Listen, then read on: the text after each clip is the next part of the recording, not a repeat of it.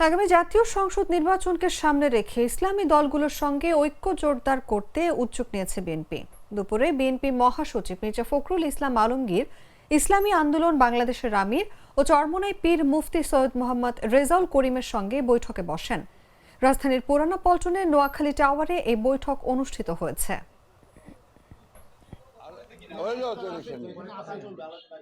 ইসলামী আন্দোলন বাংলাদেশ এর প্রধান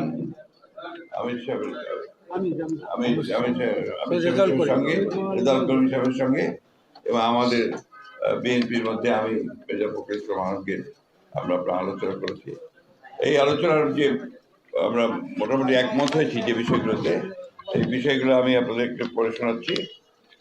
আধিপত্যবাদ, সম্প্রসারণবাদ ও সাম্রাজ্যবাদ, মুক্ত, স্বাধীন, সার্বভৌম, টেকসই গণতান্ত্রিক কল্যাণমূলক রাষ্ট্র গঠনে জাতীয় ঐক্য গড়ে তোলা, দুর্নীতিবাদ, সন্ত্রাসী, খুনি ও টাকা পাচারকারীদের দ্রুত বিচারের আওতায় এনে দৃষ্টান্তমূলক শাস্তির ব্যবস্থা করা, ভোটাধিকার সহ সকল মানবাধিকার রক্ষায় জাতীয় ঐক্যমত গড়ে তোলা, ন্যূনতম প্রয়োজনীয় সংস্কার শেষ করে দ্রুত সময়ের মধ্যে সুষ্ঠু গ্রহণযোগ্য নির্বাচনের ব্যবস্থা করা, দ্রব্যমূল্যের ঊর্ধ্বগতি রোধ এবং সকল অধিকার বঞ্চিত মানুষের অধিকার প্রতিষ্ঠা করা, আইন শৃঙ্খলা স্বাভাবিক করে নিয়ে আসার ব্যবস্থা করা, আওয়ামী ফ্যাসিবাদ বিরোধী সকল শক্তি দেশ পুনর্গঠনে ঐক্যবদ্ধভাবে কাজ করবে।